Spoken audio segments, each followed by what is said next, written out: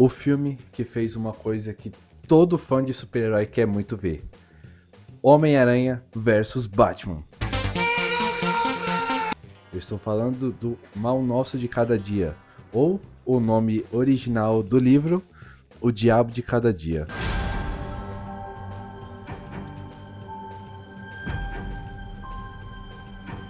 Algumas pessoas nasceram só para que pudessem ser enterradas. O que estou prestes a fazer? Eu faço porque eu preciso.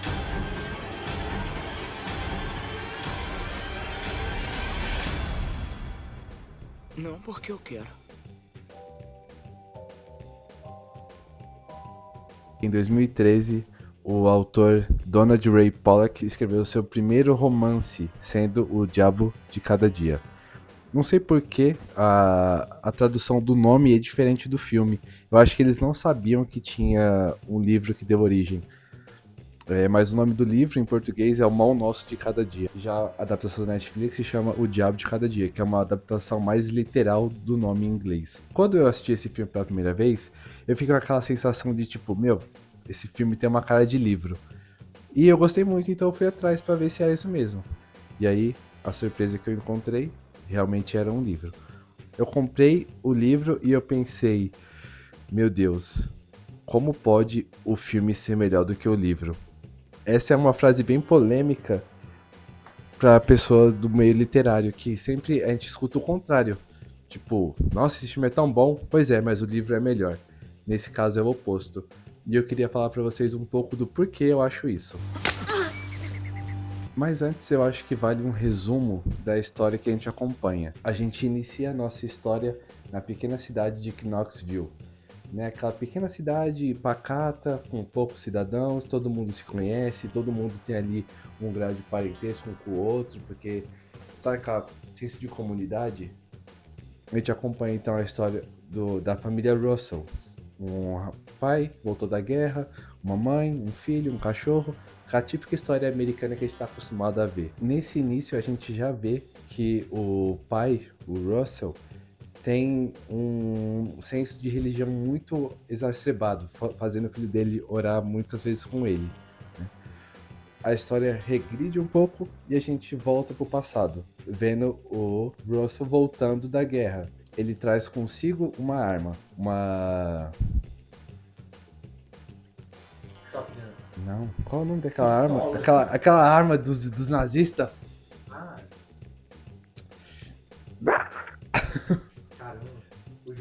Nossa. Chat GBT, qual é o nome da arma dos nazistas? Não é a desinformação. Nossa, mano, tá na ponta da língua. Ele traz consigo uma... Cara, acabei de ler, já esqueci. Luger. Ele traz consigo uma pistola Luger. E aí ele brinca falando que aquela foi a arma que o Hitler usou pra acabar com a guerra. Se é que vocês me entendem. E tem outra coisa pra você, tio Urskell. Então, me disseram que essa aqui foi a arma que Hitler usou pra explodir o cérebro dele. Você ainda é cheio dessas palhaçadas, né? O quê? Acha mesmo que mentiram para mim? E ele dá essa arma de presente pro tio dele. Antes dele voltar e encontrar o tio, a gente vê que ele passou em um restaurante, onde ele conheceu a sua futura esposa.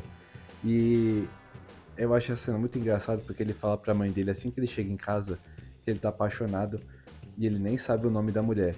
Eu me identifiquei muito com essa cena, tá?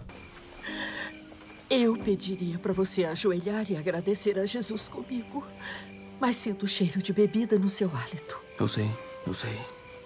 É que eu precisava comemorar. Estou apaixonado. Qual é o nome dessa garota? Eu não perguntei o nome dela. No dia seguinte, ele vai ao culto, onde ele conhece o primo Duda, que é o reverendo, e a Alice no País das Maravilhas.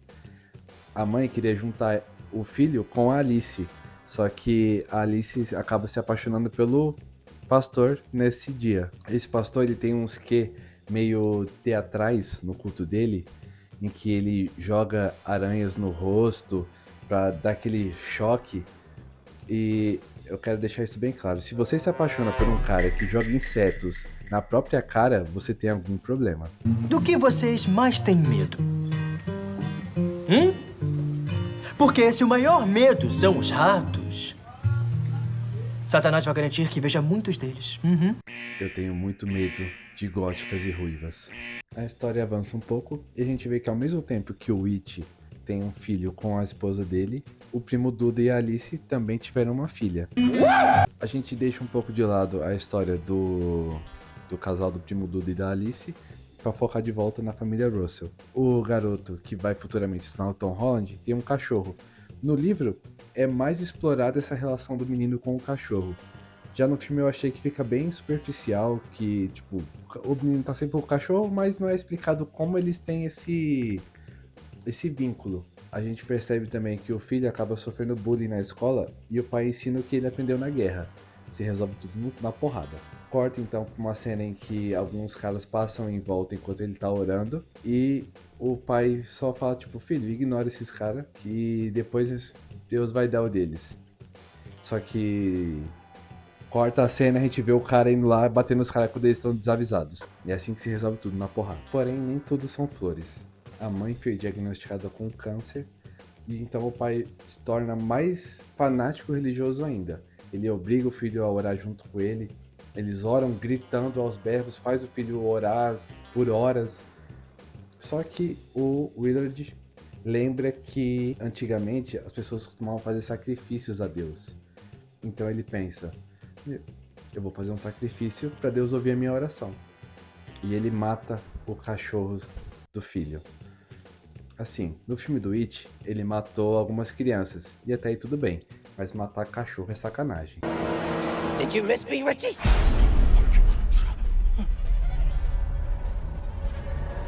Mesmo depois de sacrificar o cachorro do filho, é em vão. A mãe acaba morrendo e o It pensa que não consegue viver sem ela, então ele também se mata. O garoto vai até o vizinho para chamar ajuda, né? O vizinho liga para a polícia e a gente vê o primeiro encontro de linhas em que quem recebe o garoto é o Soldado Invernal. Ele vai com o garoto até lá, vê o que aconteceu com os pais dele e leva o garoto até a casa da avó. E mais uma vez a gente vai ter o Tom Holland sendo criado por parentes e não pelos pais. Quando o menino Arvin é deixado com a avó, a gente vê que junto já tem uma menina sendo criada lá. Essa menina é a filha do casal do primo Duda e da Alice. Agora vai voltar até esse momento pra gente descobrir o que aconteceu com os dois. A gente vê que durante uma das apresentações do primo Duda, ele foi picado por uma aranha e o rosto dele inchou. Por esse motivo, ele se escondeu por um tempo e ficou conversando com Deus. Até que ele achou que Deus tinha falado com ele. Então ele sai do armário. Ui. Ele sai do armário e chama a esposa dele para ir num parque. Os dois vão para esse parque e lá ele mata ela. Ele acreditou que o poder que Deus tinha dado a ele era o de trazer as pessoas de volta à vida. Ele começa a orar pra menina voltar, só que é óbvio que ela não volta. Então ele foge. Nessa que ele foge, ele é encontrado pelo casal a Isca e o fotógrafo. Agora, mais uma vez, vamos voltar um pouco no tempo, porque esse início do filme, ele dá muitas voltas, idas e vindas do tempo. Aqui a gente volta, no mesmo dia que o Willard conheceu a esposa dele, o fotógrafo conheceu quem ele chamaria de Isca. Os dois formam um casal e eles têm esse costume de viajar ao longo do país, dando carona para pessoas, tirando foto dessa pessoa, do viajante com a Isca, e depois ele mata o viajante. O pastor então caiu na mão desses dois. O senhor parece cristão. Você vai transar com a minha esposa e eu vou tirar umas fotos, só isso. Lennon.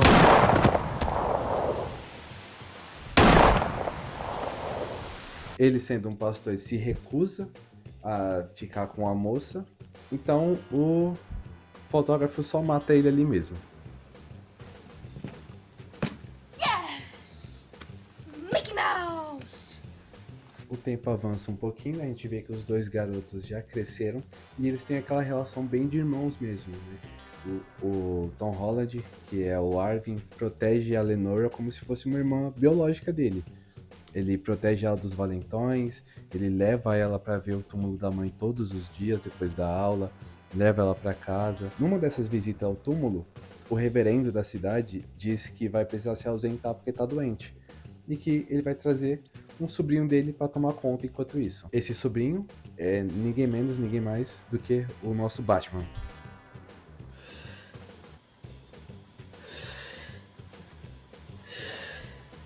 Max, what do you want for dinner?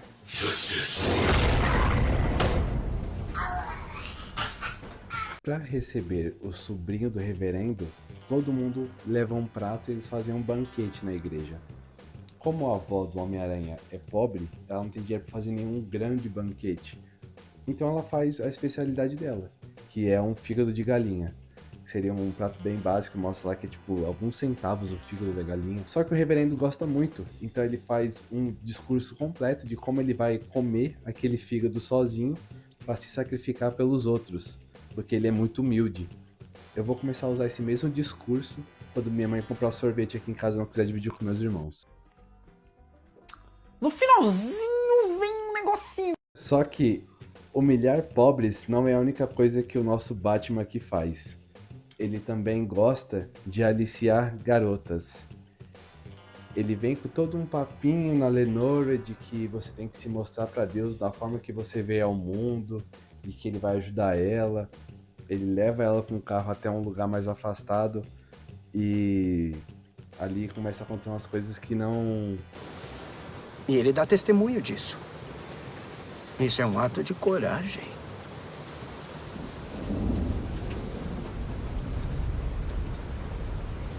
Então eu tiro a minha roupa? O filme pula de novo pro casal assassino, a gente vê eles com uma nova vítima e a gente vê de novo esse modus operandi dos dois. Eles pegam alguém que tá na estrada, levam essa pessoa até certo lugar, começam a tirar algumas fotos, a garota se insinua pro rapaz do caroneiro, começa a tirar algumas fotos, depois mata ele. Que já é legal a gente ver também a relação que a Sandy já não tá mais afim de fazer isso. Ela, depois que eles terminam de matar o garoto, liga pra polícia e fala, ó, o soldado tal não vai chegar aí porque ele foi morto. Ou seja, ela avisou a polícia do que ela acabou de fazer, só que de forma anônima. Da mesma forma que a gente vê que ela tentou fugir, só que ela se arrepende e volta. É aquele ciclo de uma relação tóxica. Você sabe que tá num lugar que não deveria estar, mas não consegue sair dali. A gente vê também uma conversa do casal, que é uma conversa que dá pra entender que os dois já não se suportam mais. O cara não faz nem questão de saber se ela tá ficando com outros caras na rua ou não. E ela despreza ele. Ela não respeita ele. Ele disse que vai fazer negócios, ela fala, você vai comprar uma câmera, isso não é fazer negócios. A gente volta de novo então pra Lenora, conversando com o reverendo Batman. E lá a gente vê que os dois estão tendo uma conversa um tanto mais séria. E ele explica pra ela alguns pontos da Bíblia de pessoas que acreditavam estar acontecendo coisas que na verdade não estavam. E aí vem o plot twist. Ele diz, como eu posso ter te engravidado se a gente nunca ficou junto? Só que a gente já viu que eles ficaram juntos. Ou seja, ele tá colocando fazendo toda essa volta pra menina imaginar que aquilo não foi nada demais. Não tem como ela ter ficado grávida dessa relação. E ele diz que se ela for uma pessoa prudente, ela vai se livrar dessa criança e dessa história.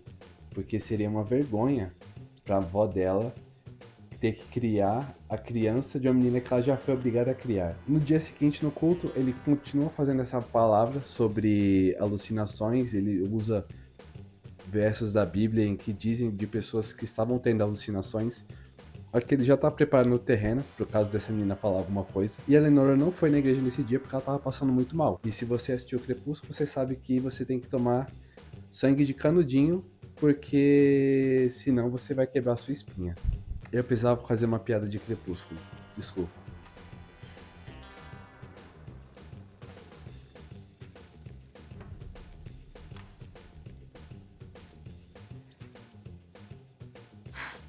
A Lenora, então, ela decidiu que ela ia se livrar do bebê. Só que junto do bebê, ela ia se livrar dela mesma. Porém, quando ela colocou a corda no pescoço, ela começou a pensar. Tipo, meu, a vovó cuidou de mim com tanto amor e carinho.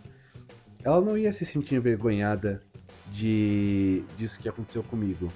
Então não tem por que eu fazer uma besteira dessas. Só que antes dela tirar a corda, ela escorrega, cai e se enforca de verdade. E a parte mais triste disso é que ninguém ia saber que foi um acidente.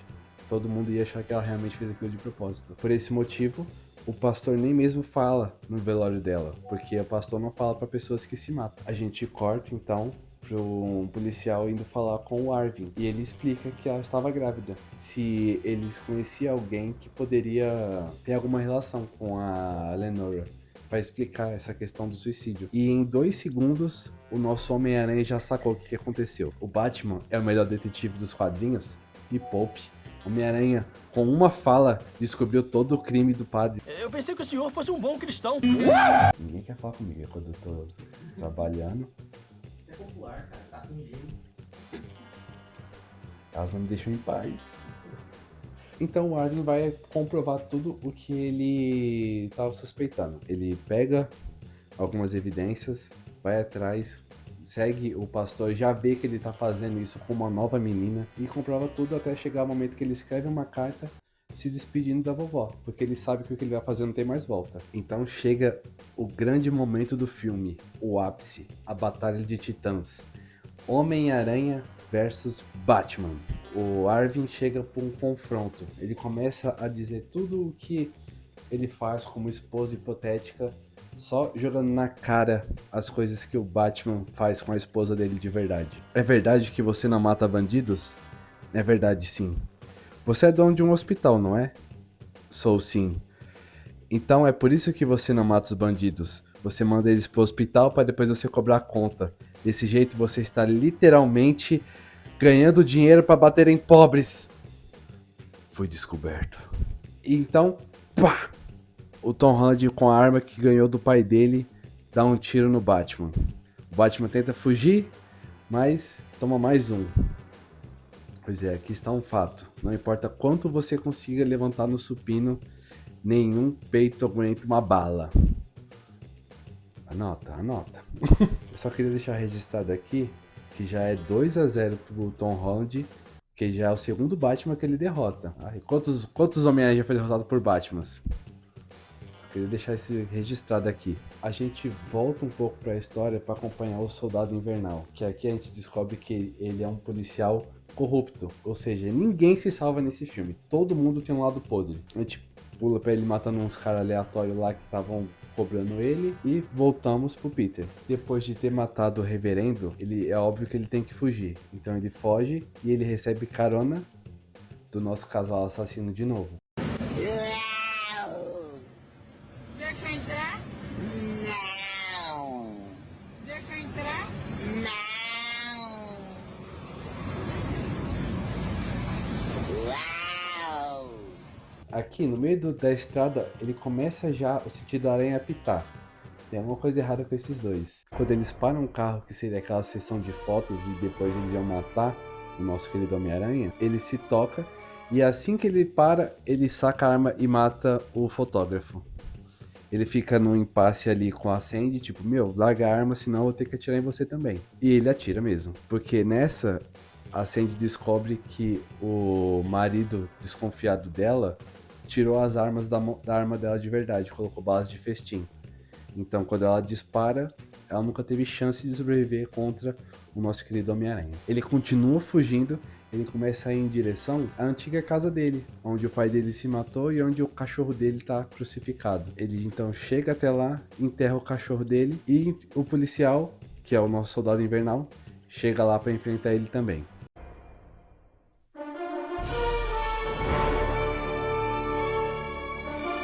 E é óbvio que Soldado Invernal contra Homem-Aranha não tem chance nenhuma, a gente já viu essa briga na Guerra Civil, e ele toma um couro e morre ali também. O Tom Holland então termina de enterrar o cachorro dele, enterra a arma junto, porque a partir dali ele não quer mais recorrer à violência. Ele aprendeu desde muito cedo com o pai dele que ele precisava recorrer à violência para resolver os conflitos, só que ele não quer mais ser isso. Ele quer se livrar disso. Apesar de ele ter sido o algoz, ele foi a justiça de todos aqueles que fizeram coisas erradas no nosso filme, Mas quando você se combate o mal, tem que tomar cuidado para não se torná-lo. Parafraseando o aí Nietzsche. Você vê que tem cultura, rapaz. Na verdade, eu falei errado. Quem luta com monstros tem que tomar cuidado para não se tornar um. Mas vai ficar assim agora. Para aqueles que acham que são mais do que os outros, eu vou dizer para você o seguinte, amigo. Evite a arrogância e a prepotência. Aqui, no final, a gente vê o Tom Holland indo pedir mais uma carona.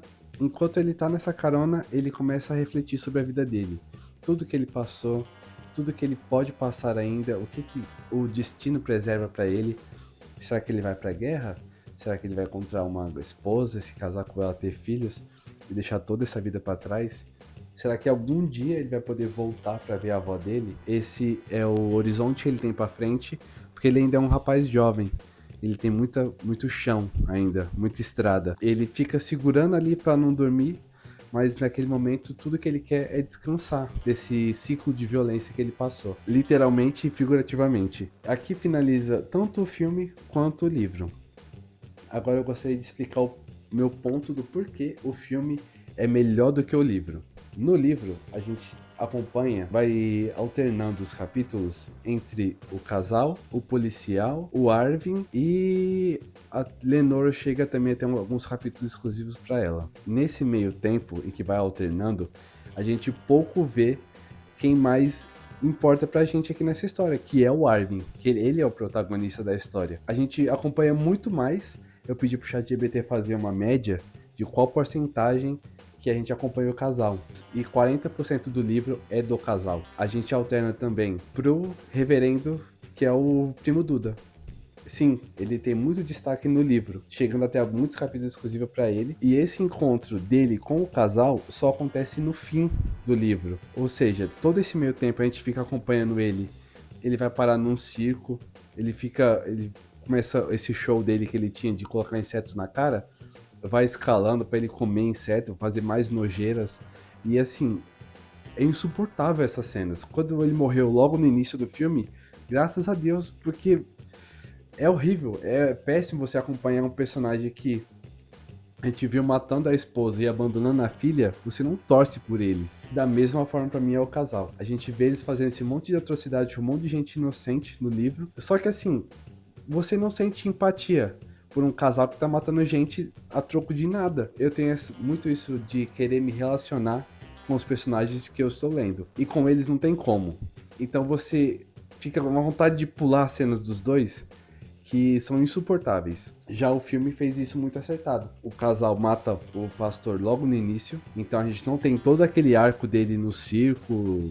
Ele conhece um pessoal esquisito pra caramba, que não fez falta nenhuma. E a gente não vê tantas cenas do casal, porque no livro a gente vê eles matando uns 5 pessoas diferentes. E é sempre a mesma coisa, são cenas muito repetitivas. Já no filme a gente acompanha muito mais o Arvin, ver ele se desenvolvendo como personagem, como protagonista realmente. E por isso eu acho que dessa vez a Netflix acertou numa adaptação. Só que ninguém vai falar isso porque é muito mais fácil jogar no Easy e falar que a Netflix caga tudo que ela adapta.